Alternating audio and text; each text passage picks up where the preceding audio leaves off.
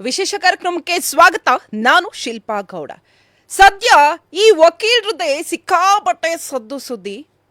ಈ ಲಾಯರು ಸಖತ್ ಧೈರ್ಯದಿಂದ ಎಲ್ಲಿ ಲಂಚ ತಗೊಳ್ತಾರೋ, ಎಲ್ಲಿ ಭ್ರಷ್ಟಾಚಾರ ಆಗುತ್ತೋ ಅಲ್ಲಿ ಖಂಡಿಸಿ ಅದರ ವಿರುದ್ಧ ಹೋರಾಡೋಕೆ ರೆಡಿಯಾಗಿರ್ತಾರೆ, ಹೋರಾಟವನ್ನು ಮಾಡ್ತಾರೆ. ಸೊ ಈಗಲೂ ಸಹ ಪೊಲೀಸ್ ಸ್ಟೇಷನ್ ಒಳಗೆ ನುಗ್ಗಿ ನೀವು ಲಂಚ ತಗೊಂಡಿದ್ದೀರಾ ಅಂತ ASI ಹಾಗೆ ಇನ್ಸ್ಪೆಕ್ಟರ್ ವಿರುದ್ಧವಾಗಿ ಮಾತಾಡ್ತಾರೆ. ಅಂದರೆ ಪೊಲೀಸವರು ಲಂಚ ತಗೊಂಡಿದ್ದಾರೆ ಅಂತ ಅದನ್ನು ಖಂಡಿಸಿ ಮಾತಾಡ್ತಾರೆ. ಸೊ ಮಾತಾಡಬೇಕಾದ್ರೆ ಅಲ್ಲಿ ಸ್ವಲ್ಪ ಇನ್ಸ್ಪೆಕ್ಟರ್ಗೂ ಇವ್ರಿಗೂ ಮಾತುಕತೆ ಆಗುತ್ತೆ. ಇವರು ಟ್ರಾನ್ಸಾಕ್ಷನ್ ID ಎಲ್ಲವನ್ನ ತೋರಿಸಿ ನೀವು ಲಂಚ ತಗೊಂಡಿದ್ದೀರಾ ಅಂತ ಡೈರೆಕ್ಟಾಗಿ ಹೇಳ್ತಾರೆ. ಆದರೆ ಅಲ್ಲಿರುವಂತಹ ಪೊಲೀಸರು ಏನು ಮಾಡ್ತಾರೆ ಹೇಳಿ, ಈ ವಕೀಲ್ ಸಾಬ್ ಮೇಲೆ FIR ಅನ್ನು ಹಾಕ್ತಾರೆ. ಸೊ ಇವರು ಅಲ್ಲಿಗೆ ಬಿಟ್ಟಿಲ್ಲ, ಆ FIRಗೂ ಡೋಂಟ್ ಕೇರ್ ಅಂತ ಹೊರಗೆ ಬಂದು ಸೋಷಿಯಲ್ ಮೀಡಿಯಾದಲ್ಲಿ ವಿಡಿಯೋವನ್ನು ಮಾಡ್ತಾರೆ.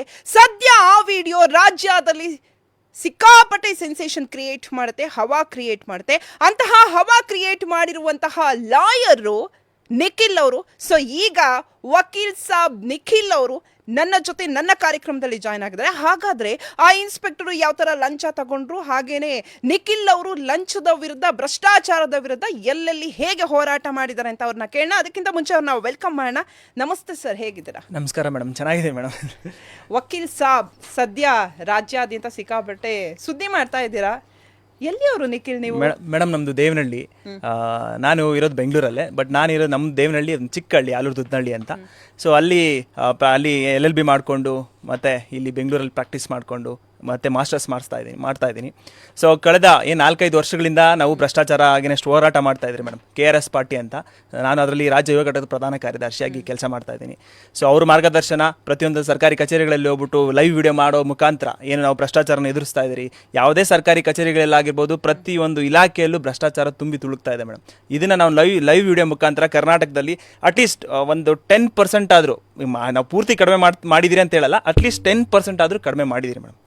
ಯಾಕೆ ನಿಮಗೆ ಲಾಯರ್ ಆಗಬೇಕು ಅಂತ ಅನ್ನಿಸ್ತು? ಬೇರೆ ಏನಾದರೂ ಓದ್ಬೋದಿತ್ತಲ್ವ, ಲಾಯರೇ ಆಗಬೇಕು ಅಂತ ಯಾಕೆ ಅನ್ನಿಸ್ತು? ಈಗ ಭ್ರಷ್ಟಾಚಾರದ ವಿರುದ್ಧ ನಾನು ಹೋರಾಡಲೇಬೇಕು ಅಂತ ಯಾಕೆ ಅನ್ನಿಸ್ತು ಅಂತ? ಮೇಡಮ್, ವ್ಯವಸ್ಥೆ ನಾವೇ ಕೆಡಿಸಿರೋದು. ಅಂದರೆ ನಮ್ಮ ಹಿಂದಿನ ಜನ್ರೇಷನ್ನೇ ಕೆಡಿಸ್ಬಿಟ್ಟಿದ್ದಾರೆ ಅಂದರೆ ಯಾವ ಮಟ್ಟಕ್ಕೆ ಕೆಡಿಸಿದ್ದಾರೆ ಅಂದರೆ, ನೀವು ಯಾವುದೇ ಸರ್ಕಾರಿ ಕಚೇರಿಗಳು ಹೋದರೆ ನೀವು ಲಂಚ ತೊಗೊಂಡೇ ಕೆಲಸ ಮಾಡಬೇಕು. ಆ ನಿಗದಿತ ಶುಲ್ಕಗಳು ಯಾರೂ ತೊಗೊಂಡು ಕೆಲಸ ಮಾಡಲ್ಲ ಮೇಡಮ್. ಲಾಯರ್ ಆಗಬೇಕಂತ ಯಾಕೆ ಅಂದ್ಕೊಂಡೆ ಅಂದರೆ ಮೇಡಮ್, ನಮ್ಮದು ಏನೋ ಒಂದು ಮಧ್ಯಮ ಕುಟುಂಬದ ವರ್ಗ. ಸೊ ನಾವು ನಮ್ಮ ಅಣ್ಣ ಲೆಕ್ಚರರು, ಗೌರ್ಮೆಂಟ್ ಲೆಕ್ಚರರ್ ಕೂಡ.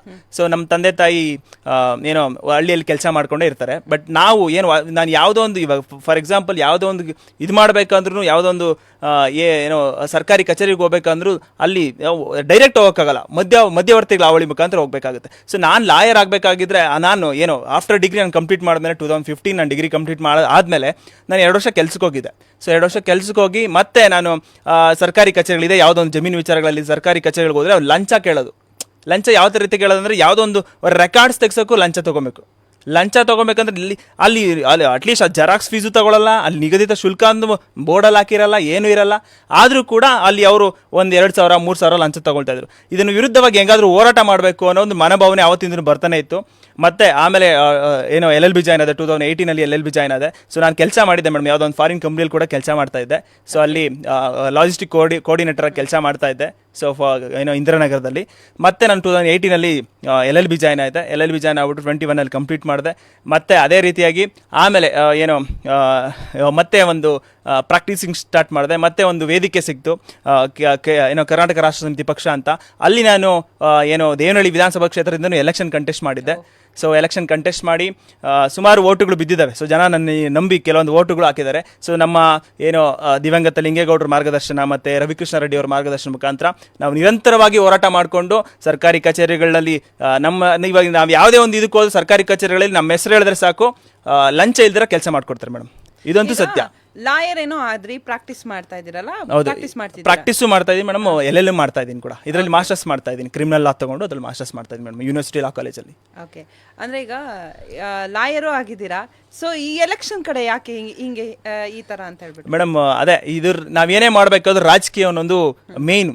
ಸೊ ಯಾವುದೇ ಎಲ್ಲೋದು ನಾವು ರಾಜಕೀಯ, ಇವಾಗ ಫಾರ್ ಎಕ್ಸಾಂಪಲ್ MLA MP ಗಳು ಯಾರೇ ಕಾರ್ಯಕರ್ತ ತಗೊಳ್ಳಿ, ಯಾರೇ ಪಾರ್ಟಿ ಕಾರ್ಯಕರ್ತ ತಗೊಳ್ಳಿ, ಒಬ್ಬರು ಕೂಡ ಸರ್ಕಾರಿ ಕೆಲಸದಲ್ಲಿ ಇರ್ತಕ್ಕಂಥ ವಿರುದ್ಧ ಯಾರು ಹೋರಾಟ ಮಾಡಲ್ಲ. ಯಾಕಂದ್ರೆ ಲಂಚ ತಗೊಂಡ್ರೆ ಯಾರು ಕೇಳಲ್ಲ. ಯಾರು ಕೇಳಲ್ಲ ನಮಗೆ. ಎಲ್ಲೇ ನೋಡ್ಬಿಡಿ, ಯಾವುದೇ ಪಾರ್ಟಿ ಕಾರ್ಯಕರ್ತರಾಗಿ ನಮ್ಮ ಪಾರ್ಟಿ KRS ಪಾರ್ಟಿ ಬಿಟ್ಟು ಯಾವುದೇ ಕಾರ್ಯಕರ್ತರು ಕೇಳ್ಬಿಡಿ, ಲಂಚ ತಗೊಂಡಿರೋ ತಪ್ಪ ಸರಿ ಅಂದರೆ ಅವ್ರು ಒಪ್ಪೋದೇ ಇಲ್ಲ. ಅವ್ರು ಯಾಕೆ ಗೊತ್ತಾ ಒಪ್ಪಲ್ಲ ಅಂದರೆ, ಅವ್ರು ಆಲ್ರೆಡಿ ಏನೋ ಸ್ಟಾರ್ಟ್ ಮಾಡಿಬಿಟ್ಟಿರ್ತಾರೆ. ಯಾವುದಲ್ಲ ಏನೋ ಎಲೆಕ್ಷನ್ ಟೈಮಲ್ಲಿ ಮತದಾನ ಮಾಡಬೇಕಾದ್ರೆ ದುಡ್ಡು ಕೊಟ್ಟು ಎಲ್ಲರನ್ನ ಕೊಂಡ್ಕೊಂಡ್ಬಿಟ್ಟಿರ್ತಾರೆ ಜನರನ್ನ. ಸೊ ಅಲ್ಲಿಂದನೇ ಕರಪ್ಷನ್ ಸ್ಟಾರ್ಟ್ ಆಗಿದೆ ಮೇಡಮ್.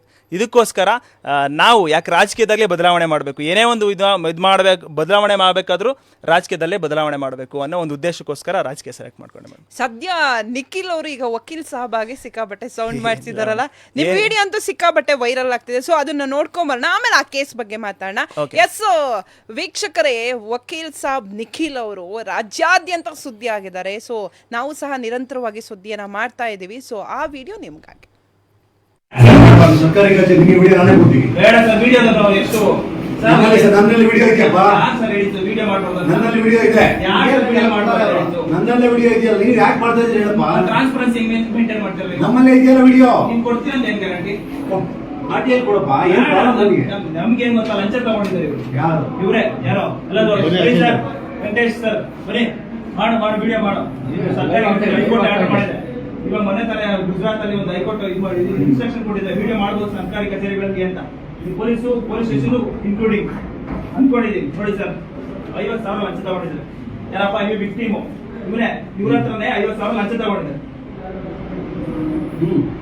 ಇವಾಗ ಏನ್ ಸರ್ ಮಾಡೋದು? ವಾಪಸ್ ಕೊಡ್ಸಿ ಓಟಾಗ್ತೀವಿ. ಇವ್ರೆ ವೆಂಕಟೇಶ್ ಸರ್ ತಗೊಂಡಿರೋದು. ದೊಡ್ಡಬಳ್ಳಾಪುರ ಸ್ಟೇಷನ್ ಇದ್ದಾಗ ಯಾವ್ದೋ ಒಂದು ಕೇಸ್ ವಿಚಾರದಲ್ಲಿ ಬಾರಪ್ಪ ನಾನು ಸಾಲ್ವ್ ಮಾಡ್ಕೊಡ್ತೀನಿ ಅಂತ ಹೇಳ್ಬಿಟ್ಟು ಲಂಚ ತಗೊಂಡಿದ್ದಾರೆ. ಅದಕ್ಕೆ ಸರ್ ಇವ್ರು ಪಾಪ ಏನೋ ಕೇಸು ಸಾಲ್ವ್ ಮಾಡ್ಕೊಟ್ಟಿಲ್ಲ, ನ್ಯಾಯನೂ ಕೊಟ್ಟಿಲ್ಲ. ಇವಾಗ ಅವ್ರು ಫೋನ್ ಮಾಡಿದ್ರೆ ಫೋನು ರಿಸೀವ್ ಮಾಡ್ತಾ ಇಲ್ಲ. ಪಾಪ ಈ ವ್ಯಕ್ತಿ ನಮ್ಮ ಹತ್ರ ಬಂದು ನ್ಯಾಯ ಕೊಡಿಸ್ತಾರ ಅಂತ ಕೇಳಿದ್ರು. ನಾವು ಒಂದು ರಾಜಕೀಯ ಪಕ್ಷವಾಗಿ ಬಂದು ಅವ್ರು ನ್ಯಾಯ ಕೊಡಿಸ್ಬೇಕಂತ ಬಂದಿದ್ದೀವಿ ಸರ್. ದಯವಿಟ್ಟು ಇದನ್ನು ವಾಪಸ್ ಹಾಕ್ಸಿ ಸರ್, ಬಿಟ್ಟು ನಾವ್ ಏನು ಕೇಳೋದು ಅಲ್ಲ ಸರ್. ಕಣ್ಮುಂದಿನ ಇದೆಯಲ್ಲ, ಇದೆ. ಯಾಕೆ ಆಗಲ್ಲ? ಅಡ್ವೊಕೇಟ್ ಇವಾಗ ವಾಪಸ್ ಹಾಕ್ಸಿ. ಅರ್ಜಿ ಕೊಡಪ್ಪ. ಅರ್ಜಿ ಹೆಂಗ್ ಕೊಡಕ್ಕಾಗುತ್ತೆ? ನಾವು ಲೋಕಾಯುಕ್ತಿಗೆ ಹೋಗ್ತಾ ಇದ್ವಿ. ಹೋಗಿ ಲೋಕಾಯುಕ್ತ. ಆಯ್ತು ಬಿಡಿ, ಹೋಗ್ತೀವಿ ಬಿಡಿ. ಆಯ್ತು ಬಿಡಿ. ಇವ್ರ ಹೆಸರು ಇದು ಮಾಡ್ಕೊಳ್ಳಿ, ಹೋಗೋಣ ಬಿಡಿ. ಫಸ್ಟ್ ಸ್ಟೇಷನ್ ಇದ್ದು ಇದು ಮಾಡಿ ಎಲ್ಲ ನೀವು ಸಪೋರ್ಟ್ ಮಾಡೋದಿದ್ದೀರಿ ಸರ್. ಅಲ್ಲ ಅರ್ಜಿ ಕೊಡಪ್ಪ ಅಂತ ಕೇಳ್ತಾ ಇದ್ದೀರಿ. ಇವರೇ ವಕೀಲರೇ ಒಂದು ರಿಕ್ವೆಸ್ಟ್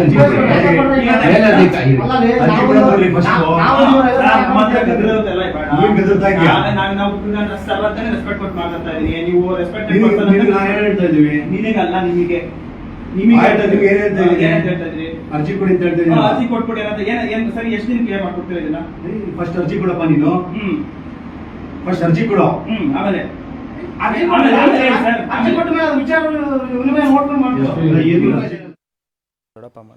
ಎಸ್ ಸರ್, ನೀವು ನೆಲಮಂಗಲದಲ್ಲಿ ಭ್ರಷ್ಟಾಚಾರ ಆಗೋದನ್ನ ನಿಮ್ಮ ಕಕ್ಷಿದಾರರ ಪರವಾಗಿ ಹೋಗಿ ಖಂಡಿಸಿದ್ದೀರಾ. ನೀವು ಲಂಚ ತಗೊಂಡಿದ್ದೀರಾ ಅಂತ ವಿತ್ ಟ್ರಾನ್ಸಾಕ್ಷನ್ನ ಅವರ ಮುಂದೆ ಇಟ್ಟಿದ್ದೀರಾ. ನನ್ನ ಹತ್ರನೂ ಇದೆ ವಿತ್ ಟ್ರಾನ್ಸಾಕ್ಷನ್. ಸೊ ಅವರು ಲಂಚವನ್ನು ತಗೊಂಡಿರೋದು. ಸರ್, ಎಕ್ಸಾಕ್ಟ್ ಆಗಿ ಈ ಕೇಸ್ ಬಗ್ಗೆ ಹೇಳೋದಾದ್ರೆ ಮೇಡಮ್ ಏನಿಲ್ಲ ಮೇಡಮ್, ಈ ಕೇಸಲ್ಲಿ ಪಾಪ ಬಾಧಿತನೇನಿರ್ತಾನೆ ಅಶೋಕ್ ಅಂದ ಎಂಬಾತ ಯಾವುದೊಂದು ಚೀಟಿ ವ್ಯವಹಾರಗಳಲ್ಲಿ ಏನು ದುಡ್ಡು ಕೊಡಿಸ್ಬೇಕು ಅಂತ ಹೇಳ್ಬಿಟ್ಟು ದುಡ್ಡು ಅಂದ್ರೆ ಕಳ್ಕೊಂಡ್ಬಿಟ್ಟಿರ್ತಾನೆ, ಒಂದು 10 ಲಕ್ಷ ದುಡ್ಡು ಕಳ್ಕೊಂಡ್ಬಿಟ್ಟಿರ್ತಾನೆ. ಸೊ ಇವನ್ ಏನ್ ಮಾಡ್ತಾನೆ, ಕಂಪ್ಲೇಂಟ್ ಕೊಡಕ್ಕೆ ಅಂತ ದೊಡ್ಡಬಳ್ಳಾಪುರ ಸ್ಟೇಷನ್ ಅಲ್ಲಿ, ಕಸಬಾ ಸ್ಟೇಷನ್ ಅಲ್ಲಿ ಒಬ್ಬ ASI ನ ಮೀಟ್ ಮಾಡ್ತಾರೆ, ವೆಂಕಟೇಶ್ ಡಿ ಅಂತ ASI ನ ಮೀಟ್ ಮಾಡ್ತಾರೆ. ಸೊ ಆ ವೆಂಕಟೇಶ್ ಡಿ ಏನ್ ಮಾಡ್ತಾರೆ ಅಂದ್ರೆ, ಸರ್ ನಾನು ಕಂಪ್ಲೇಂಟು ತಗೊಳ್ಳಲ್ಲ, ಅಲ್ಲಿ ದೊಡ್ಡಬಳ್ಳಾಪುರ ಸ್ಟೇಷನ್ ಅಲ್ಲಿ ಕಂಪ್ಲೇಂಟು ತಗೊಳ್ಳಲ್ಲ, ಏನು ತಗೊಳ್ಳಲ್ಲ. ಈತ ಏನ್ ಮಾಡ್ತಾನೆ ಅಂದ್ರೆ, ASI ನೀನೇನು ಕಂಪ್ಲೇಂಟ್ ಏನು ಕೊಡ್ಬೇಡ, ನಾನು ಇದನ್ನ ಸಾಲ್ವ್ ಮಾಡ್ಕೊಡ್ತೀನಿ ಅಂತ ಹೇಳ್ಬಿಟ್ಟು 50,000 ಇಸ್ಕೊಳ್ತಾನೆ. ಫಸ್ಟ್ 2023 ಜನವರಿ 14ನೇ ತಾರೀಕು 40,000 ಇಸ್ಕೊಳ್ತಾನೆ. ಮತ್ತೆ ಅದೇ ಫೆಬ್ರವರಿ ಇನ್ನ ಸಾಲಲ್ಲ ಅಂತ ಹೇಳ್ಬಿಟ್ಟು ಮತ್ತೆ ಏನೋ ಒಂದು 15 ದಿನ ಬಿಟ್ಕೊಂಡು ಇನ್ನೂ ಒಂದು 10,000 ಇಸ್ಕೊಳ್ತಾನೆ. ASI ವೆಂಕಟೇಶ್ ಡಿ ಅಂತ. ಸೊ ಆಮೇಲೆ ಏನ್ ಮಾಡ್ತಾರೆ, 2 ವರ್ಷ ಸತಾಯಿಸ್ಬಿಡ್ತಾರೆ. ಆಡಿಯೋ ನಿಮ್ಗೂ ಕಳ್ಸಿದೀನಿ. ಸೊ 2 ವರ್ಷ ಸತಾಯಿಸ್ಬಿಡ್ತಾರೆ. ಅಲ್ಲಿದ್ದೀನಿ ಬಾ, ಇಲ್ಲಿದ್ದೀನಿ ಬಾ, ಏನೋ ದುರಾಂಕಾರ ಮಾತಾಡಲ್ಲ ಅಂದ್ಬಿಡ್ತಾರೆ. ಸೊ ಇವ್ರನ್ನ ಅಶೋಕ್ನ ಆಮೇಲೆ ಏನ್ ಮಾಡ್ತಾರೆ, ಅವನು ಅಲ್ಲಿಂದ ಟ್ರಾನ್ಸ್ಫರ್ ಆಗ್ಬಿಡ್ತಾರೆ. ಯಾರು ASI ವೆಂಕಟೇಶ್ ಟ್ರಾನ್ಸ್ಫರ್ ಆಗ್ಬಿಡ್ತಾರೆ. ಟ್ರಾನ್ಸ್ಫರ್ ಆಗ್ಬಿಟ್ಟು ನೆಲಮಂಗಲ ಪೊಲೀಸ್ ಸ್ಟೇಷನ್ ಬರ್ತಾರೆ. ನೆಲಮಂಗಲ ಪೊಲೀಸ್ ಸ್ಟೇಷನ್ ಬಂದು ನಮ್ಮನ್ನ ಕಾಂಟ್ಯಾಕ್ಟ್ ಮಾಡ್ತಾರೆ. ಸೊ ನಮ್ಮ ಪಾರ್ಟಿಯವ್ರನ್ನ ಕಾಂಟ್ಯಾಕ್ಟ್ ಮಾಡ್ಬಿಟ್ಟು, ಸರ್ ನಮ್ಗೆ ನ್ಯಾಯ ಬೇಕು ಸರ್ ಅಂತ ಹೇಳ್ತಾರೆ. ಸರಿ ಆಯ್ತು ಬನ್ನಿ ಸರ್, ಏನು ನಿಮ್ದು ರೆಕಾರ್ಡ್ಸ್ ಏನಿದೆ ಅಂತ ಕೇಳಿದಾಗ, ಸೊ ನಾನು ಫೋನ್ ಪೇ ಕಟ್ಸಿರೋದು ಯಾರು ನಿಮ್ ಕಕ್ಷಿದಾರು ಬಂದು ಹೌದು ನಮ್ಮನ್ನ ಕಾಂಟ್ಯಾಕ್ಟ್ ಮಾಡ್ಬಿಟ್ಟು ಕೇಳ್ತಾರೆ ನಾನು ಒಂದು 50,000 ಲಂಚ ಕೊಟ್ಟಿದ್ದೀನಿ ಸರ್ ಒಬ್ಬ ವ್ಯಕ್ತಿಗೆ ASIಗೆ, ಆದ್ರೆ ಅವ್ರು ನಮ್ಗೆ ಇನ್ನೂ ನ್ಯಾಯ ಒದಗಿಸ್ಕೊಟ್ಟಿಲ್ಲ ಸರ್. ನಾನು ಇವಾಗೂ ಅಲಿತಾ ಇದ್ದೀನಿ, ಫೋನ್ ಮಾಡಿದ್ರೆ ಸ್ವಿಚ್ ಆಫ್ ಮಾಡಿದ್ದಾರೆ, ಒಂದ್ಸರಿ ಬ್ಲಾಕ್ ಮಾಡಿದ್ದಾರೆ. ಸೊ ನಾನು ಬೇರೆ ನಂಬರಿಂದ ಮಾಡಿದ್ರೆ ರಾಂಗ್ ನಂಬರ್ ಅಂತಾರೆ. ಇದೇ ಕತೆ ಹೇಳ್ಕೊಂಡ್ ಬಂದಿರ್ತಾರೆ ಮೇಡಮ್. ಅದಕ್ಕೋಸ್ಕರ ನಾವು ಡೈರೆಕ್ಟ್ ಆಗಿ ಏನು ನಾವೆಲ್ಲ ಒಂದು 4-5 ತಂಡ ಹೋಗಿ ಡೈರೆಕ್ಟ್ ಹೋಗಿ ಸರ್ ನೀವು ಲಂಚ ತಗೊಂಡಿರೋದು ನಿಜಾನ ಅಂತ ಕೇಳಿದ್ರಿ. ನಾವು ಸೌಜನ್ಯತೆ ಕೇಳಿದ್ರಿ. ನಾವೇನು ಅವ್ರನ್ನ ಹೋಗ್ಬಿಟ್ಟು ಏನ್ ಸರ್ ಲಂಚ ತಗೊಂಡ್ರಿ ಹಂಗೆ ಅಂತ ನಾವ್ ಯಾವ ರೀತಿ ಏನು ಏರು ಧ್ವನಿಯಲ್ಲಿ ನಾವೇನು ಕೇಳಿಲ್ಲ. ಒಂದು ಕಾನೂನು ಪ್ರಕಾರ ಲಂಚ ಕೊಡೋದು ತಪ್ಪು, ಲಂಚ ತಗೊಳೋದು ಹೌದು ಮೇಡಮ್. ಇವಾಗ ಕರೆಕ್ಟ್ 100% ಕರೆಕ್ಟ್. ಲಂಚ ಕೊಡೋದು ತಪ್ಪು, ಲಂಚ ಈಸ್ಕೊಳ್ಳೋದು ತಪ್ಪು, ಸರಿನಾ ಮೇಡಮ್? ಆದ್ರೆ ಈ ನನ್ನ ಕೆಲಸ ಆಗ್ಬೇಕಾಗಿರುತ್ತೆ. ಸೊ ನಾನು ಏನ್ ಮಾಡ್ಬೇಕು, ನಂಗೆ ಸಕಾಲ ಕೆಲಸ ಆಗ್ಬೇಕಾದ್ರೆ ನಾನು ಲಂಚ ಕೊಡೇಬೇಕು ಮೇಡಮ್. ಅವ್ರು ಮಾಡ್ಕೊಡಲ್ಲ ಅಧಿಕಾರಿಗಳು. ಇವಾಗ ಅಧಿಕಾರಿಗಳು ಯಾವುದೇ ಸರ್ಕಾರ ಕಂದಾಯ ಇಲಾಖೆ ಆಗಿರ್ಬೋದು, ಯಾವುದೇ ಇಲಾಖೆದಲ್ಲಿ ಹೋಗ್ಬಿಟ್ಟು ನಾನು ಸಕಾಲಕ್ಕೆ ನನ್ನ ಕೆಲಸ ನಂಗೆ ಬೇಕಾಗಿರುತ್ತೆ, ನಾನು ಕೇಸ್ ಫೈಲ್ ಮಾಡಬೇಕು ನಾಳೆ ಒಂದು ಯಾವುದೋ ಒಂದು ವಿಚಾರದಲ್ಲಿ ಸಿವಿಲ್ ಡಿಸ್ಪ್ಯೂಟ್ ಅಲ್ಲಿ ನಾನು ನಾನೇನು ಮಾಡ್ತೀನಿ, ಅವಾಗ ಲಂಚ ಕೊಟ್ಟೇ ಹೋಗ್ತೀನಿ ಮೇಡಮ್. ಲಂಚ ಕೊಟ್ಟು ನಾನು ರೆಕಾರ್ಡ್ಸ್ ತಗೊಳ್ತೀನಿ, ಆಮೇಲೆ ಈ ಕಡೆ ಫೈಲ್ ಮಾಡ್ತೀನಿ. ಸೊ ಇದು ಲಂಚ ತಗೊಳ್ಳೋದು ತಪ್ಪು, ಕೊಡೋದು ತಪ್ಪು ಮೇಡಮ್. ಆದರೆ ಇದು ಲಂಚ ತಗೊಳ್ಳದೆ ಕೆಲಸ ಮಾಡಬೇಕು ಅಂತ ಸರ್ಕಾರ ಉಲ್ಲೇಖದಲ್ಲಿ ಲಂಚ ತಗೊಳ್ಳದೆ ಯಾರು ಕೆಲಸ ಮಾಡಬಾರ್ದು ಅಂತಲೂ ಇದೆ. ಅದಕ್ಕೆ ಲೋಕ ಆಗ್ತಾ ಇದೆ, ತುಂಬಾ ಏನೋ ಅವ್ರಿಗೆ ಕಠಿಣ ಕಾನೂನುಗಳಿಗೂ ಇದಾವೆ. ಆದ್ರೆ ಇವರು ಅಧಿಕಾರಿಗಳು ಏನ್ ಮಾಡ್ತಾರೆ, ಲಂಚ ತಗೊಂಡೇ ನಂಗೆ ಕೆಲಸ ಮಾಡೋದು ಅಂತ ಹೇಳ್ಬಿಟ್ಟು ಮಾಡ್ತಾರೆ. ಇದು ಎಷ್ಟು ಮಟ್ಟಿಗೆ ಸರಿ ಅನ್ನೋದೇ ದೊಡ್ಡ ಇದು. ಅದೇ ಈಗ ಅವ್ರು ಬರ್ತಾರೆ, ನಿಮ್ ಜೊತೆ ಮಾತಾಡ್ತಾರೆ, ನಿಮ್ಮ ಕಕ್ಷಿದಾರರು ಅಲ್ವಾ? ಸೊ ಅವರು ನಿಮ್ಗೆ ಹೇಳ್ತಾರೆ ನಾನು ಲಂಚ ಕೊಟ್ಟಿದ್ದೀನಿ ಈ ತರ ಅಂತ ಹೇಳ್ತಾರೆ. ಯಾಕೆ ನಿಮ್ಗೆ ಈ ಕೇಸ್ ತಗೊಬೇಕು ಅಂತ ಅನ್ನಿಸ್ತು ಮೇಡಮ್? ಇದು ನಾವು ನಾರ್ಮಲಿ ಹೋರಾಟ ಮಾಡ್ತಾ ಇರ್ತೀರಿ ಮೇಡಮ್. ಈ ಲಂಚ ವಿರುದ್ಧ ಯಾರು ಲಂಚ ತಗೊಳ್ತಾರೆ, ಲಂಚ ಇಲ್ಲದೆ ಕೆಲಸ ಮಾಡಬೇಕು ಸರ್ಕಾರಿ ಅಧಿಕಾರಿಗಳು ಯಾರೇ ಆಗಿರ್ಲಿ, ಅವು AC ಆಗಿರ್ಲಿ, DC ಆಗಿರ್ಲಿ, ಈ ನಾರ್ಮಲ್ P1 ಆಗಿದ್ರು ಕೂಡ ಲಂಚ ಇಲ್ದರೆ ಕೆಲಸ ಮಾಡ್ಬೇಕು ಮೇಡಮ್. ಅವ್ರು ಸಂಬಳ ಕೊಡ್ತಾರೆ, ಇದು ಸಂಬಳ ಕೊಡ್ತಾರೆ, ಎಲ್ಲರಿಗೂ ಕೂಡ ಸಂಬಳ ಕೊಡ್ತಾರೆ. ಸೊ ಆ ಸಂಬಳಕ್ಕೆ ತಕ್ಕಂಗೆ ಕೆಲಸ ಮಾಡಿದ್ರೆ ಸಾಕು. ಆದ್ರೆ ಇವರು ಲಂಚ ತಗೊಂಡಿದ್ದಾರೆ ಅಂದ್ರೆ ಇದು ಕಣ್ ಮುಂದೆನೇ ಇದೆ ಮೇಡಮ್. ಹೆಂಗೆ 50,000 ಅವ್ರ ಮಕ್ಕಳು ಅದೊಂಚೂರು ತೋರಿಸಿ, ಲಂಚದ್ದು ಒಂಚೂರು ಅವ್ರ ಮಕ್ಕಳು ಅದು ಹೆಂಗೆ ತಿಂದು ಅರಗಿಸ್ಕೊಳ್ತಾರೆ ಇದನ್ನೆಲ್ಲ ಲಂಚ ತಗೊಂಡಿರೋ ದುಡ್ಡಲ್ಲಿ. ಅವ್ರು ಬಿಲ್ಡಿಂಗ್ ಕಟ್ಕೊಂಡು ಮೇಡಮ್, ನಮ್ಮ ದೇಶದಲ್ಲಿ 40% ಲಂಚ ನಿಲ್ಸ್ಬಿಟ್ರೆ, ನಮ್ಮ ಭಾರತದಲ್ಲಿ 40% ಲಂಚ ನಿಲ್ಸಿದ್ರೆ ನಮ್ಮಲ್ಲಿ ಇರ್ತಕ್ಕಂಥ ಬಡತನ ಎಲ್ಲ ನಿರ್ಮೂಲನೆ ಮಾಡ್ಬೋದು. ಬಡತನ ಪೂರ್ತಿ ಬರೀ 40% ಲಂಚ ನಿಲ್ಸ್ಬಿಟ್ರೆ ನಮ್ಮಲ್ಲಿ ಯಾರು ಬಡವರೇ ಇರಲ್ಲ. ಸಾಮಾನ್ಯವಾಗಿ ನಮಗೆ ಪೊಲೀಸ್ ಸ್ಟೇಷನ್ ಅಂತ ಅನ್ನೋಕ್ಕೂ ನಮಗೆ ನ್ಯಾಯ ಸಿಗುತ್ತೆ. ನಾವು ನ್ಯಾಯ ಕೇಳೋದು ಪೊಲೀಸ್ ಸ್ಟೇಷನ್, ಅನ್ಯಾಯ ಆದ್ರೆ ನ್ಯಾಯ ಕೇಳ್ತೀವಿ ಪೊಲೀಸ್ ಸ್ಟೇಷನ್. ಪೊಲೀಸರು ನಮಗೆ ಸಪೋರ್ಟ್ ಮಾಡ್ತಾರೆ. ಅರೆ ಇಲ್ಲಿ ಪೊಲೀಸರು ಸಪೋರ್ಟ್ ಮಾಡೋದಲ್ಲ, ಪೊಲೀಸರೇ ಲಂಚ ತಗೊಂತಾರೆ, ಪೊಲೀಸರೇ ಭ್ರಷ್ಟಾಚಾರ ಮಾಡಿದ್ದಾರೆ. ಅದನ್ನ ಕೇಳಕ್ ಹೋಗಿದ್ದು ತಪ್ಪು ಅನ್ನೋ ತರ FIR ಹಾಕ್ತಾರೆ. ಹೌದು, ಈ ವಿಚಾರದಲ್ಲಿ ಹಂಗೆ ಆಗಿರೋದು ಮೇಡಮ್. ನಾವು ಕೇಳಕ್ ಹೋಗಿತ್ತು, ಸರ್ ಅಟ್ಲೀಸ್ಟ್ ವಾಪಸ್ ಆದ್ರೂ ಕೊಡಿ ಸರ್, ಅವ್ನಿಗೇನು ಕಷ್ಟ ಇದೆ ವಾಪಸ್ ಆದ್ರೂ ಕೊಡಿ ಅಂತ ನಾವು ಕೇಳಿದ್ವಿ. ನಾವು ಲೈವಲ್ಲೇ ಕೇಳಿದ್ವಿ, ಅಟ್ಲೀಸ್ಟ್ ವಾಪಸ್ ಹಾಕಿ ಸರ್, ವಾಪಸ್ ಹಾಕಿ, ಅವ್ನಿಗೇನು ಕಷ್ಟ ಇದೆ, ಅವನೇನೋ ಮಾಡ್ಬೇಕು, ಅವ್ನು ಕೂಲಿ ಮಾಡ್ತಾನೆ, ಅವನು ಕೂಲಿ ಮಾಡೋನು ಚೀಟಿ ಹಾಕೊಂಡು ಏನೋ ವ್ಯವಹಾರ ಮಾಡ್ಕೊಂಡಿದ್ದಾನೆ, ಒಂದು 50,000 ವಾಪಸ್ ಹಾಕಿ ಅಂತ ಕೇಳಿದ್ರೆ ಅವ್ನು ಆ ಕ್ಷಣದಲ್ಲಿ ಆತ ಏನು ಮಾತಾಡಿಲ್ಲ. ನಾನು ಕೇಳಿದ ತಕ್ಷಣ ಆತ ಏನು ಮಾತಾಡಿಲ್ಲ, ಡೈರೆಕ್ಟ್ ಇರಿ ನಮ್ಮ ಸಾಹೇಬ್ರು ಮಾತಾಡಬೇಕು ಅಂತ ಹೇಳ್ತಾರೆ. ಸಾಹೇಬ್ರು ಯಾರು ಸಾಹೇಬ್ರು ಮೇಡಮ್? ಸಾಹೇಬ್ರು ಯಾಕೆ ಮಾತಾಡ್ಬೇಕಂತ ಇವರು ಅಲ್ಲ, ಅವರು ಅದೇ ನಾವು ಸ್ಟೇಷನ್ಗೆ ಹೋಗಿದ್ರಲ್ಲ, ಸಾಹೇಬ್ರು ಮಾತಾಡ್ತಾರೆ, ಅವ್ರ ಹತ್ರ ಮಾತಾಡ್ಸಿ ಅಂತ ಅವ್ರು ಕರ್ಕೊಂಡು ಹೋಗ್ತಾರೆ. ಅವರು ಆ ನರೇಂದ್ರ ಬಾಬು ಅನ್ಸುತ್ತೆ. ಸೊ ಅವ್ರೇನು ಹೇಳ್ತಾರೆ ಅಂದ್ರೆ, ಒಳಗಡೆ ಹೋಗ್ತಾನೆ ವಿಡಿಯೋ ಮಾಡ್ಬಿಡಿ ಅಂತಾರೆ. ಯಾಕೆ? ಟ್ರಾನ್ಸ್ಪರೆನ್ಸಿ ಮೇಂಟೈನ್ ಮಾಡಲಿ ಮೇಡಮ್. ಯಾವುದೇ ಸರ್ಕಾರಿ ಅಧಿಕಾರಿ ವಿಡಿಯೋ ಮಾಡಲಿ ಬಿಡಿ, ಟ್ರಾನ್ಸ್ಪರೆನ್ಸಿ ಮೇಂಟೈನ್ ಮಾಡಲಿ. ಕೋರ್ಟ್ಗಳು ಉಗಿತಾ ಇದ್ದಾವೆ, ಸರ್ಕಾರಿ ಕಚೇರಿಗಳಲ್ಲಿ ವಿಡಿಯೋ ಮಾಡ್ಬೋದು. ನೀವು ತಡೀತಾ ಇದ್ದೀರಾ ಅಂತ ಟ್ರಾನ್ಸ್ಪರೆನ್ಸಿ ಮೇಂಟೈನ್ ಮಾಡಿ ಅಂತ RT ಹಾಕಿ ಅಂತಾರೆ. RT ಹಾಕಿದ್ರೆ ದೊಡ್ಡ ಮಟ್ಟದಲ್ಲ ಮೇಡಮ್. ಅಲ್ಲಿ CC ಕ್ಯಾಮ್ರಾಗಳು ಕೆಲವೊಂದ್ಸರಿ ವರ್ಕ್ ಆಗಲ್ಲ ಅಂತ ನೋಟಿಸ್ ಕೊಡ್ತಾರೆ. CC ಕ್ಯಾಮ್ರಾ ವರ್ಕ್ ಆಗ್ತಾ ಇದ್ದೀರಾ ನೀವು ಬಂದಿದ್ದ ಸಂದರ್ಭದಲ್ಲಿ ಅಂತ. ನಾವು ಅದಕ್ಕೆ ಲೈವ್ ವಿಡಿಯೋ ಮಾಡ್ಕೊಂಡೇ ಹೋಗಿದ್ದು. ವಿಡಿಯೋ ಮಾಡ್ಕೊಂಡು ಹೋದ್ರೆ ಆಮೇಲೆ ಕೇಳಿದ್ರೆ, ಆಯ್ತು ಫಸ್ಟು ಕೇಳಿ ಸರ್, ಈ ಥರ ಲಂಚ ತೊಗೊಂಡಿದ್ರೆ ದಯವಿಟ್ಟು ವಾಪಸ್ ಕೊಡಿಸಿ ಸರ್ ಅಂತ ಕೇಳಿದ ತಕ್ಷಣ, ನೀವು ಕಂಪ್ಲೇಂಟ್ ಕೊಡಿ. ಆಯ್ತು ಕಂಪ್ಲೇಂಟ್ ಕೊಡ್ತೀರಂದ್ರೆ ಹಂಗೆ ವಾಗ್ವಾದ ನಡೆದು ನೀವು ಹೋಗು ಲೋಕಾಯುಕ್ತ ಕೊಟ್ಕೋ ಹೋಗಿ, ನಾನು ಇಲ್ಲಿ ಮಾರಲ್ಲ ಅಂತ ಹೇಳಿ. ಯಾಕೆ ಅವರಿಗೆ ನೀವು ಇದನ್ನ ತೋರಿಸಿದಿರಲ್ಲ? ನಾನು ತೋರಿಸಿದ್ದೀನಿ ಮೇಡಮ್, ಆಲ್ರೆಡಿ ತೋರಿಸಿದ್ದೀನಿ ನಾನು. ಇದು ಏನೋ ಅಮೌಂಟ್ ನ ಟ್ರಾನ್ಸ್ಫರ್ ಮಾಡಿದ್ದಾರೆ ಇಷ್ಟು ಅಂತೇಳಿ ಮುಂದೆ ಇಟ್ಟು ತೋರಿಸಿದ್ರು. ಹೌದು, ಒಂದ್ಸರಿ 40,000 ಮಾಡಿದ್ರೆ ಒಂದ್ಸರಿ 10,000 ಮಾಡಿದ್ರೆ, ಆದ್ರೂ ಲಂಚ ತಗೊಂಡಿದ್ರೆ ತೋರಿಸಿದ್ರು ಕೂಡ ಆತ ಅಡ್ವೊಕೇಟ್ ಅನ್ನೋದು ನೋಡಿಲ್ಲ ಮೇಡಮ್. ಸುಮ್ಮನೆ ಏನೋ ಏಕವಚನದಲ್ಲಿ ಮಾತಾಡೋದು, ಹೋಗು ಅನ್ನೋದು. ನಾನು ಅವ್ರ ಮನೆಗೂ ಹೋಗಿದ್ದಿರಲಿಲ್ಲ, ಊಟ ಮಾಡಕ್ಕೆ ಅವ್ರ ಮನೆಗೆ ಹೋಗಿದ್ನಾ? ಇಲ್ಲ, ನಾನು ಹೋಗಿರೋದು ನಾನು ಕಟ್ಟ ತೆರಿಗೆಯಲ್ಲಿ ಕಟ್ಟಿರ್ತಕ್ಕಂಥ ಪೊಲೀಸ್ ಠಾಣೆಗೆ ಹೋಗಿರೋದು ನಾನು. ಸೊ ಹೌದು, ನಾನು ಆಕ್ಚುಲಿ ಆ ವಿಡಿಯೋ ನೋಡಿದ್ವಿ, ನಾವು ಸಹ ತೋರಿಸಿದ್ವಿ. ಅಲ್ಲಿ ತೋರಿಸಿ ಇನ್ನೊಂದ್ಸರಿ ಬೇಕಾದ್ರೆ ನಾನು ತೋರಿಸ್ತೀನಿ. ನಿಮ್ಮನ್ನ ಕುತ್ಕೊಳ್ಳಿ, ಲಾಯರಿಗೆ ನಿಮ್ದೇ ಆದಂತಹ ಒಂದು ಪವರ್ ಇರುತ್ತೆ. ಲಾಯರಿಗೆ ನಾವು ರೆಸ್ಪೆಕ್ಟ್ ಕೊಡ್ತೀವಿ. ಹೋಗ್ಬಿಟ್ಟು ಹೋಗು ಕುತ್ಕೊಳ್ಳಿ ಅನ್ನೋ ಹೇಳುವಂತಹ ಸೌಜನ್ಯನೂ ಆ ಇನ್ಸ್ಪೆಕ್ಟರ್ಗೆ ಇಲ್ಲ. ಹೋಗು ನೋಡ್ಕೋ, ಲೋಕಾಯುಕ್ತಕ್ಕೆ ಹೋಗ್ತೀವಿ ಅಂತ ಹೇಳ್ತಾರೆ. ಸೊ ಹೇಗಂತ ಈ ತರ ಪೊಲೀಸರು ಮಾಡಿದ್ರೆ ಅಂತ ಫಸ್ಟ್ ಆ ವಿಡಿಯೋ ಪ್ಲೇ ಮಾಡ್ಕೊಂಡು ನೋಡ್ಕೊಂಡೇ ಬಂದ್ ಮಾತಾಡೋಣ ಅಲ್ವಾ. ಎಸ್, ಆ ವಿಡಿಯೋ ಇನ್ನೊಂದ್ಸರಿ ಪ್ಲೇ ಮಾಡಿ. ಆ ಲಾಯರ್ ಇವರು ಯಾರು ನಿಖಿಲ್ ಅವರು ಹೋದಾಗ ಇನ್ಸ್ಪೆಕ್ಟರ್ ಅವರು ಯಾವ ತರ ದುರಹಂಕಾರ ತೋರಿಸಿದ್ರು ಅಂತ. ಸರ್ಕಾರಿ ಕಚೇರಿ ನೀವು ವಿಡಿಯೋ ನಾನೇ ಕೊಡ್ತೀನಿ. ಬೇಡ ಸರ್, ವಿಡಿಯೋ ಎಷ್ಟು ನನ್ನಲ್ಲಿ ವಿಡಿಯೋ ಇದೆಯಪ್ಪ, ಸರ್ ಹೇಳಿದ್ದು ವಿಡಿಯೋ ನನ್ನಲ್ಲೇ ವಿಡಿಯೋ ಇದೆಯಲ್ಲ, ನೀವು ಯಾಕೆ ಮಾಡ್ತಾ ಇದ್ದೀರಿ ಹೇಳಪ್ಪ. ಟ್ರಾನ್ಸ್ಪರೆನ್ಸಿ ಮೇಂಟೈನ್ ಮಾಡ್ತಾರೆ. ನಮ್ಮಲ್ಲೇ ಇದೆಯಲ್ಲ ವಿಡಿಯೋ, ನೀನ್ ಕೊಡ್ತೀನಿ ಅಂತ ಏನ್ ಗ್ಯಾರಂಟಿ? ಆರ್ಟಿಎಲ್ ಕೊಡಪ್ಪ. ಏನ್ ಪ್ರಾಬ್ಲಮ್ ನನಗೆ? ನಮ್ಗೆ ಏನ್ ಗೊತ್ತಾ, ಲಂಚ ತಗೊಂಡಿದ್ದಾರೆ ಇವ್ರು. ಯಾರು ಇವ್ರೆ ಯಾರೋ ಎಲ್ಲರೂ ಬರೀ ಸರ್, ವೆಂಕಟೇಶ್ ಸರ್ ಬರೀ ಮಾಡು ವಿಡಿಯೋ ಮಾಡು. ಸರ್ಕಾರಿ ಹೈಕೋರ್ಟ್ ಆರ್ಡರ್ ಮಾಡಿದೆ. ಇವಾಗ ಮೊನ್ನೆ ತರ ಗುಜರಾತ್ ಅಲ್ಲಿ ಒಂದು ಹೈಕೋರ್ಟ್ ಇನ್ಸ್ಟ್ರಕ್ಷನ್ ಕೊಟ್ಟಿದೆ, ವಿಡಿಯೋ ಮಾಡಬಹುದು ಸರ್ಕಾರಿ ಕಚೇರಿಗಳಿಗೆ ಅಂತ. ಪೊಲೀಸ್ ಸ್ಟೇಷನ್ ಇನ್ಕ್ಲೂಡಿಂಗ್ ಅನ್ಕೊಂಡಿದೀನಿ. ನೋಡಿ ಸರ್, 50,000 ಲಂಚ ತಗೊಂಡಿದ್ದಾರೆ. ಯಾರಪ್ಪ ಇವ್ ವಿಕ್ಟಿಮು ಇವ್ರ ಹತ್ರನೇ 50,000 ಲಂಚ ತಗೊಂಡಿದ್ದಾರೆ. ಇವಾಗ ಏನ್ ಸರ್ ಮಾಡೋದು? ಅವ್ನು ವಾಪಸ್ ಕೊಡ್ಸಿ ಹೊರಟೋಗ್ತೀವಿ. ಇವ್ರೆ ವೆಂಕಟೇಶ್ ಸರ್ ತಗೊಂಡಿರೋದು. ದೊಡ್ಡಬಳ್ಳಾಪುರ ಸ್ಟೇಷನ್ ಇದ್ದಾಗ ಯಾವ್ದೋ ಒಂದು ಕೇಸ್ ವಿಚಾರದಲ್ಲಿ ಬಾರಪ್ಪ ನಾನು ಸಾಲ್ವ್ ಮಾಡ್ಕೊಡ್ತೀನಿ ಅಂತ ಹೇಳ್ಬಿಟ್ಟು ಲಂಚ ತಗೊಂಡಿದ್ದಾರೆ. ಅದಕ್ಕೆ ಸರ್ ಇವ್ರು ಪಾಪ ಏನೋ ಕೇಸು ಸಾಲ್ವ್ ಮಾಡ್ಕೊಟ್ಟಿಲ್ಲ, ನ್ಯಾಯನೂ ಕೊಟ್ಟಿಲ್ಲ. ಇವಾಗ ಅವ್ರು ಫೋನ್ ಮಾಡಿದ್ರೆ ಫೋನ್ ರಿಸೀವ್ ಮಾಡ್ತಾ ಇಲ್ಲ. ಪಾಪ ಈ ವ್ಯಕ್ತಿ ನಮ್ಮ ಹತ್ರ ಬಂದು ನ್ಯಾಯ ಕೊಡಿಸ್ತಾರ ಅಂತ ಕೇಳಿದ್ರು. ನಾವು ಒಂದು ರಾಜಕೀಯ ಪಕ್ಷವಾಗಿ ಬಂದು ಅವ್ರು ನ್ಯಾಯ ಕೊಡಿಸ್ಬೇಕಂತ ಬಂದಿದ್ದೀವಿ ಸರ್. ದಯವಿಟ್ಟು ಇದನ್ನು ವಾಪಸ್ ಹಾಕ್ಸಿ ಸರ್, ಬಿಟ್ಟು ನಾವ್ ಏನು ಕೇಳೋದು ಅಲ್ಲ ಸರ್. ಕಣ್ಣು ಮುಂದಿನ ಇದೆಯಲ್ಲ, ಜೀವ್ ಇದೆ, ಯಾಕೆ ಆಗಕ್ಕಾಗಲ್ಲ?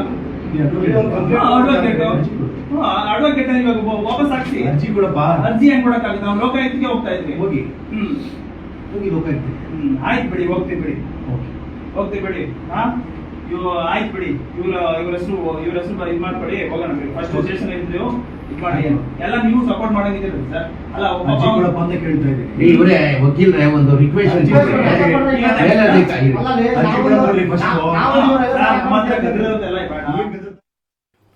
ಅಲ್ಲ, ಈ ಕೇಸ್ ನೋಡ್ತಾ ಇದ್ರೆ, ಈ ವಿಡಿಯೋ ನೋಡ್ತಾ ಇದ್ರೆ, ಲಂಚ ತಗೊಂಡವನು ಅಲ್ಲೇ ಇದ್ದಾನೆ, ಲಂಚ ತಗೊಂಡಿದ್ದಾರೆ ಅಂತ ಹೇಳ್ದವರು ಅಲ್ಲೇ ಇದ್ದಾರೆ.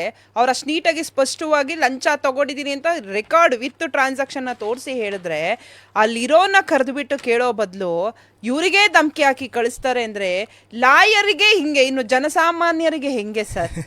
ಯಾವ ಅದೋಗತ್ತೆ ಮೇಡಮ್. ಅಂದ್ರೆ ಈಗ ಜನಸಾಮಾನ್ಯರು ಅವ್ರೇನೋ ಇನ್ಸ್ಪೆಕ್ಟರ್ ನರೇಂದ್ರ ASI ವೆಂಕಟೇಶ್ ಇರೋ ಸ್ಟೇಷನ್ಗೆ ಹೋಗ್ಲೇಬಾರ್ದು ನ್ಯಾಯ ಕೇಳಕ್ಕೆ. ಅಯ್ಯೋ ನಂಗೆ ಅನ್ಯಾಯ ಆಗಿದೆ ಅಂತ ಅಂದ್ರೆ ಹೋಗಿ ಲೋಕಾಯುಕ್ತದಲ್ಲಿ ನೋಡ್ಕೊಳ್ಳಿ, ಇಲ್ಲ ನಾನು ಯಾಕಮ್ಮ ಬಂದ್ಯಾ ನೀನು ಅಂತ ಕೇಳಿದ್ರು ಕೇಳಬಹುದು 100% ಕೇಳ್ಬೋದು. ಕೆಲವೊಂದು ಸ್ಟೇಷನ್ಗಳಲ್ಲಿ ಏನಾಗ್ಬಿಟ್ಟಿದೆ ಅಂದ್ರೆ ಮೇಡಮ್, ಇದು ಏನು ಮಾಡ್ತಾ ಇದ್ದಾರೆ ಅಂದ್ರೆ ಸಿವಿಲ್ ಡಿಸ್ಪ್ಯೂಟ್ ತಗೊಂಡ್ಬಂದು ಸಾಲ್ವ್ ಮಾಡ್ಕೊಡ್ತೀನಿ ಅಂತ ಹೇಳ್ಬಿಟ್ಟು ಸಿವಿಲ್ ಡಿಸ್ಪ್ಯೂಟ್ನ ತಗೊಂಬರ್ತಾರೆ. ಆದ್ರೆ ಕೋರ್ಟ್ ಉಗಿತಾ ಇದೆ, ನಿಮ್ ಸಿವಿಲ್ ಡಿಸ್ಪ್ಯೂಟ್ ನಿಮ್ ಜೂರಿಸ್ಡಿಕ್ಷನ್ ಬರಲ್ಲ, ನೀವ್ ಯಾಕೆ ಸಿವಿಲ್ ಡಿಸ್ಪ್ಯೂಟ್ ಇನ್ವಾಲ್ವ್ ಆಗ್ತಾ ಇದ್ದೀರಾ ಅಂತ ಹೇಳ್ಬಿಟ್ಟು ಸುಮಾರು ಜನ ಪೊಲೀಸರ ಮೇಲೆ FIR ಕೂಡ ಆಗ್ಬಿಟ್ಟಿದೆ. ಇಲ್ಲಿ ಜನಸಾಮಾನ್ಯರು ಹೋದ್ರೆ ಯಾವ್ದು ಸ್ಟೇಷನ್ಗಳಿಗೆ ಹೋದ್ರೆ ಅವ್ರನ್ನ ಯಾರನ್ನೂ ಸೌಜನ್ಯತೆಯಿಂದ ವರ್ತನೆ ಮಾಡಲ್ಲ ಮೇಡಮ್. ಯಾರು ಕೂಡ ವರ್ತನೆ ಮಾಡಲ್ಲ. ಅಲ್ಲಿ ಏನಂದ್ರೆ ಇದು SCSR ರೂಲ್ಸ್ ಇದೆ. ಏನ್ ಹೇಳ್ತಾರೆ ಅಂದ್ರೆ, ಯಾರೇ ವ್ಯಕ್ತಿ ಬಂದ್ರು ಕೂಡ ನಿಮ್ಮ ಸರ್ಕಾರಿ ಕಚೇರಿಗಳಿಗೆ ಯಾರೇ ವ್ಯಕ್ತಿ ಬಂದ್ರು ಕೂಡ ನೀವು ವಿನಯದಿಂದ ವರ್ತಿಸ್ಬೇಕು, ಕುದಿಸಿ ಮಾತಾಡಬೇಕು ಅಂತ ಇದೆ. ಆದ್ರೆ ಇವ್ರು ಯಾರು ರೂಲ್ಸ್ ನ ಫಾಲೋ ಮಾಡಲ್ಲ. ರೂಲ್ಸ್ ಯಾರು ಫಾಲೋ ಮಾಡಲ್ಲ, ದರ್ಪನೇ ತೋರಿಸೋದು. ಕೆಲ ಪೊಲೀಸರು ತುಂಬಾ ಮೇಡಮ್, ಇನ್ನೊಂದು ಹೇಳ್ತಾ ಇದೀನಿ, ಭಾರತದಲ್ಲೇ ಕರ್ನಾಟಕ ಪೊಲೀಸ್ ಬೆಸ್ಟ್ ಅನ್ನೋದಕ್ಕೆ 2ನೇ ಸ್ಥಾನದಲ್ಲಿದೆ. ಆದ್ರೆ ಕೆಲವೊಂದು ಪೊಲೀಸರು ಇದನ್ನ ಅಡ್ವಾಂಟೇಜ್ ಮಿಸ್ಯೂಸ್ ಮಾಡ್ಕೊಂಡು ಇದೆಲ್ಲ ಮಾಡ್ತಾ ಇದ್ದಾರೆ ಮೇಡಮ್. ಕರ್ನಾಟಕ 2ನೇ ಸ್ಥಾನದಲ್ಲಿದೆ, ಬೆಸ್ಟ್ ಪೊಲೀಸಲ್ಲಿ 2ನೇ ಸ್ಥಾನದಲ್ಲಿದೆ. ನಾ ಅಗ್ರಿ, ಅದರಲ್ಲಿ 2 ಮಾತಿಲ್ಲ ಮೇಡಮ್. ಪೊಲೀಸರು ಒಳ್ಳೆಯವರು ಇದ್ದಾರೆ, ಕೆಟ್ಟವರು ಇದ್ದಾರೆ. ಬಟ್ ಇವರು ಕೆಟ್ಟವರಿಂದ ಈ ಒಳ್ಳೆಯವರು ಕೆಟ್ಟ ಹೆಸರು ಬರ್ತಾ ಇದೆ. ಸೊ ಅದು ದೊಡ್ಡ ಮಟ್ಟಿಗಿದೆ. ನಿಮ್ಗೆ ಆತರ ದುರಂಕಾರದಿಂದ ಮಾತಾಡ್ತಾರೆ, ಇದ್ ಮಾಡ್ತಾರೆ, ಆಮೇಲೆ ನನ್ನ ಮೇಲೆ FIR ಮಾಡ್ತಾರೆ. So FIR ಮಾಡಿದಾರಾ? ಹೌದು ಮೇಡಮ್, ನನ್ನ ಮೇಲೆ ಪಾಪ ಅಶೋಕ್ ಅನ್ನೋರ್ ಮೇಲೆ, ನಮ್ಮ ಮೇಲೆ, ನಮ್ಮ ಪಾರ್ಟಿಯವ್ರ ಮೇಲೆ FIR ಮಾಡ್ಬೋದು ಮೇಡಮ್. ಕರ್ತವ್ಯ ನಿರತ ಅಡ್ವೊಕೇಟ್ ಮೇಲೆ FIR ಮಾಡ್ಬೇಕಂದ್ರೆ ಜುಡಿಷಿಯಲ್ ಮ್ಯಾಜಿಸ್ಟ್ರೇಟ್ ಇಂದ ಒಂದು ಪರ್ಮಿಷನ್ ತಗೋಬೇಕು, ಇಲ್ಲ ಆರ್ಡರ್ ಮಾಡಿಸ್ಕೊಬೇಕು. ಸೊ ಆರ್ಡರ್ ಮಾಡಿಸ್ಕೊಂಡಾದ್ಮೇಲೆ ಅವರು ನನ್ನನ್ನು ಕೆಲವೊಂದು ಕೇಸ್ಗಳಲ್ಲಿ ಮಾತ್ರ ಈ ಥರ ಪರ್ಮಿಷನ್ ತಗೊಳ್ಳೋ ಅವಶ್ಯಕತೆ ಇಲ್ಲ. ಬಟ್ ಇನ್ನೊಂದು ಕೆಲವೊಂದು ಕೇಸ್ಗಳಲ್ಲಿ ಇವ್ರು ಪರ್ಮಿಷನ್ ತಗೊಬೇಕು. ಸೊ ಏನಾಗಿದೆ, ವಸ್ತುಸ್ಥಿತಿ ಏನಾಗಿದೆ ಅಂತ ಹೇಳ್ಬಿಟ್ಟು ಅವ್ರು ವಿವರಿಸಬೇಕು. ಸೊ ಆಮೇಲೆ ಅವ್ರು ಆರ್ಡರ್ ಮಾಡಬೇಕು. ಅದೇ ರೀತಿಯಾಗಿ ಅದನ್ನ ನಾವು ಬಾರ್ ಕೌನ್ಸಿಲ್ಗೆ ರೆಫರ್ ಮಾಡಬೇಕು. Bar council 24 hour within 24 hours ಅಲ್ಲಿ ಬಾರ್ ಕೌನ್ಸಿಲ್ಗೆ ರೆಫರ್ ಮಾಡಬೇಕು. FIR ಆಗಿದೆ ಮೇಡಮ್. 132 ಮಾಡಿದ್ದಾರೆ. ನೀವು ಯಾವ ಆಕ್ಟ್ ಮೇಲೆ FIR ಮಾಡಿದ್ದಾರೆ? 132 ಹಾಕಿದ್ದಾರೆ ಮೇಡಮ್, 132 ಮತ್ತೆ 190 ಅಂತ ಹಾಕಿದ್ದಾರೆ. Okay. ಸೊ 190 BNS ಆಕ್ಟ್ ಅಂತ ಹಾಕಿದ್ದಾರೆ. ಅಲ್ಲಿ 132 ಅದರಲ್ಲಿ 132 ಅವ್ರು ಓದ್ಕೊಂಡಿರಲ್ಲ ಮೇಡಮ್. 132 ಅವ್ರು ಓದೇ ಇಲ್ಲ. ಅವ್ರದ್ದು ಏನೋ ಅದ್ರ ಮಾನದಂಡಗಳೇ ಗೊತ್ತಿಲ್ಲ ಅವ್ರ ಪೊಲೀಸವ್ರಿಗೆ.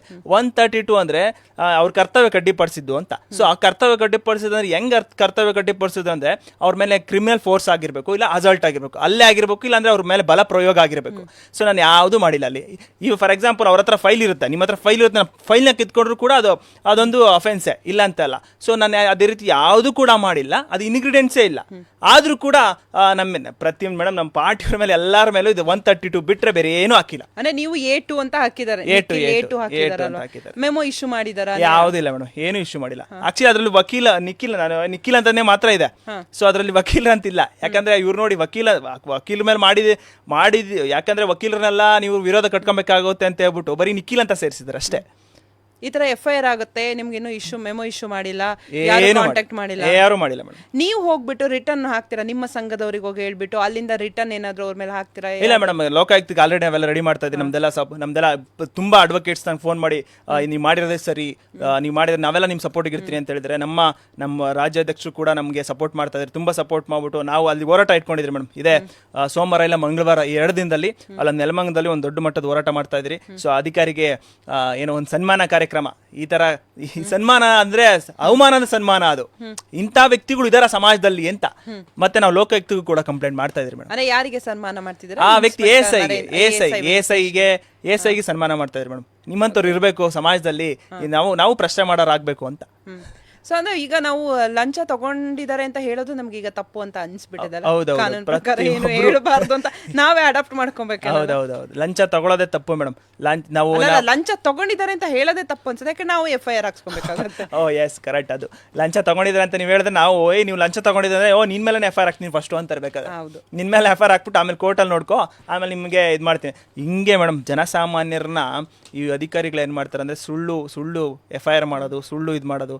ಕೆಲವೊಂದು ಇದ್ರೆ ಮಾಡಲಿ, ಬೇಡ ಅಂತಿಲ್ಲ ಮೇಡಮ್. ಏನಾದರೂ ಅದನ್ನ ಲೈವ್ ವಿಡಿಯೋ ಇದೆ ಪೂರ್ತಿ ಸ್ಟಾರ್ಟಿಂಗ್ ಇಂದ ನನಗೆ ಏನು ಸ್ಟೇಟ್ ಎಂಟ್ರಿ ಆಗಿರೋದ್ರಿಂದ ಕೊನೆವರೆಗೂ ಕೂಡ ವಿಡಿಯೋ ಇದೆ.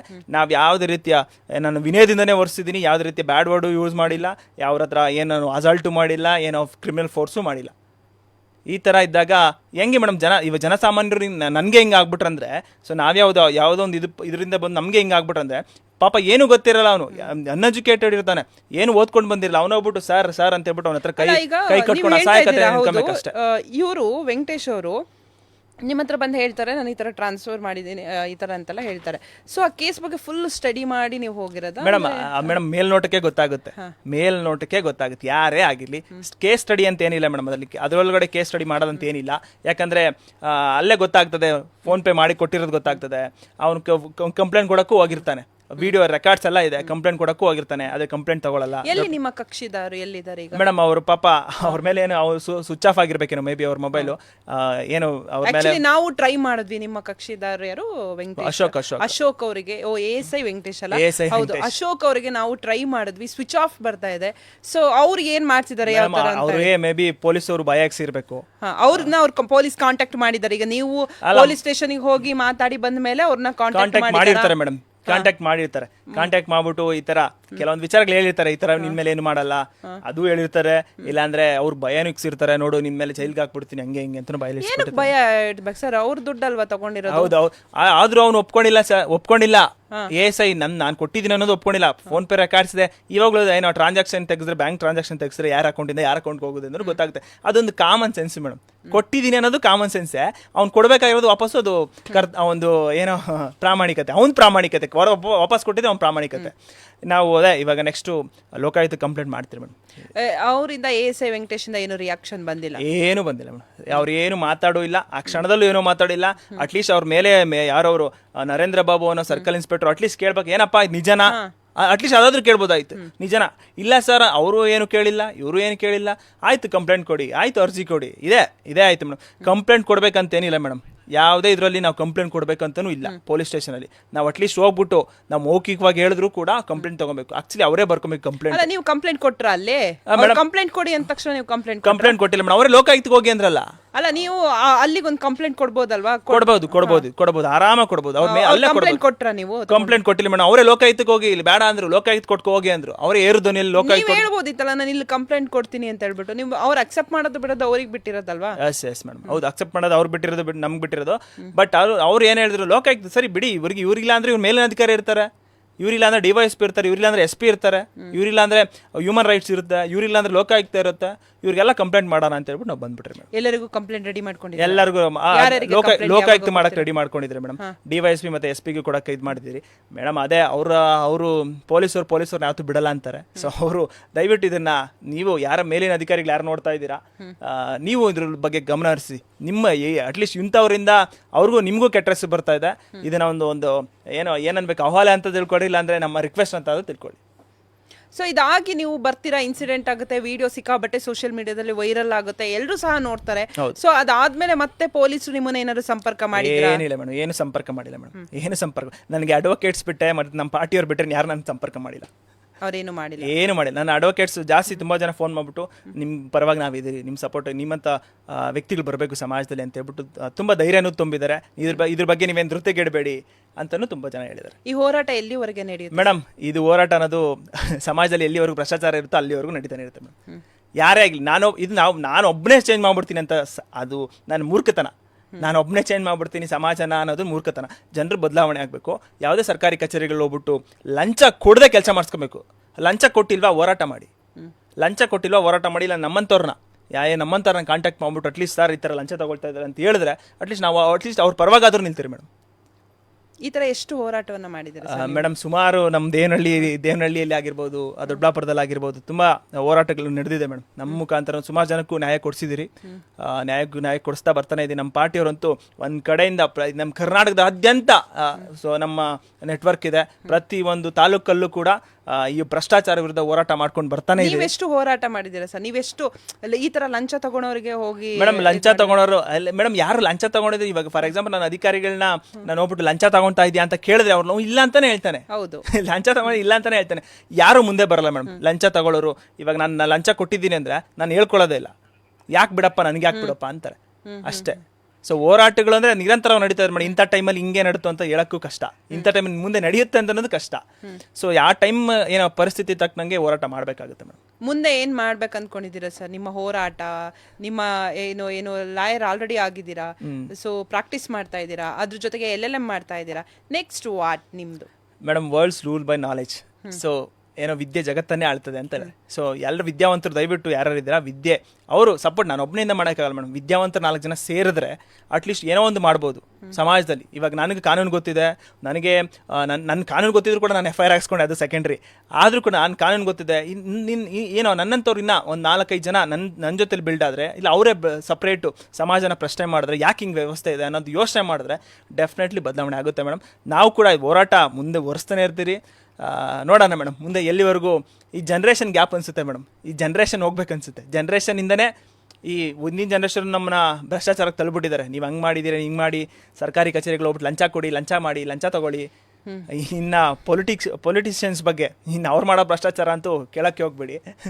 ಈ ಕೇಸ್ ನೆಕ್ಸ್ಟ್ ಏನ್ ಮಾಡ್ತೀರಾ ಸರ್? ಪೊಲೀಸರ ಮೇಲೆ PCR ಫೈಲ್ ಮಾಡೋಣ ಅನ್ಕೊಂಡಿದ್ವಿ, ಪ್ರೈವೇಟ್ ಕಂಪ್ಲೇಂಟ್ ರಿಜಿಸ್ಟರ್ ಮಾಡೋಣ ಅನ್ಕೊಂಡಿದ್ದೀನಿ, ಮತ್ತೆ ಅದೇ ರೀತಿಯಾಗಿ ಲೋಕಾಯುಕ್ತ ಕಂಪ್ಲೇಂಟ್ ಮಾಡೋಣ ಅನ್ಕೊಂಡಿದ್ದೀನಿ. ಇನ್ನೇನು ನಮಗೂ ಬೇಲ್ ಬರುತ್ತೆ.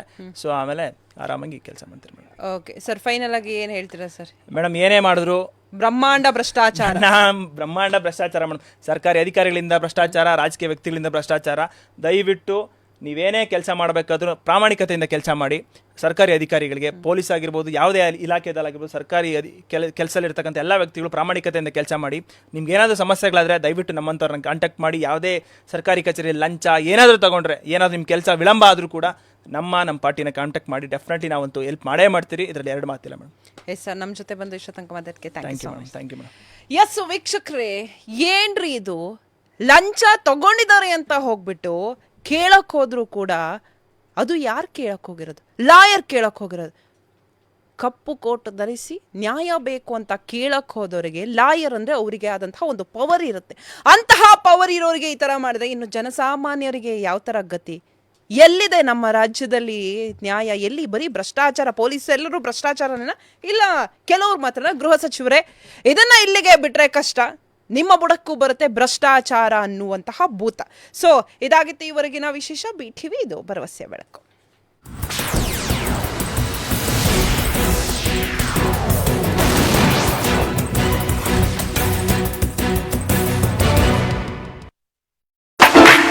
ವಿಶೇಷ ಸೂಚನೆ: ನಿಮ್ಮ ನೆಚ್ಚಿನ BTV ಕನ್ನಡದಲ್ಲಿ ಜಾಹೀರಾತು ನೀಡಲು